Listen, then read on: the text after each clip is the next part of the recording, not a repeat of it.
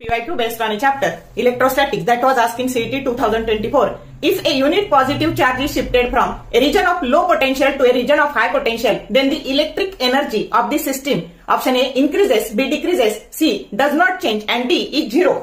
आता कन्सेप्च्युअल प्रश्न आहे बघा.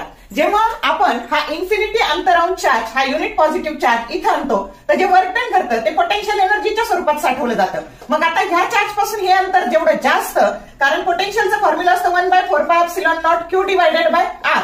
अंतर जेवढं जास्त तेवढं पोटेन्शियल कमी. म्हणजे VA हे लो पोटेन्शियल आहे, VB हे हाय पोटेन्शियल आहे आणि पोटेन्शियल एनर्जी म्हणजे लो टू हाय चार्ज आणला की या दिशेने पोटेन्शियल एनर्जी इन्क्रीज होत जाते. म्हणजे पोटेन्शियल एनर्जी काय झाली, इन्क्रीज झाली. आणि उलट विचारलं तुम्हाला हाय टू लो तर पोटेन्शियल एनर्जी ह्या डायरेक्शनने काय होत जाणार आहे, डिक्रीज होत जाणार आहे. असं लक्षात ठेवायचं. करेक्ट ऑप्शन ए आहे.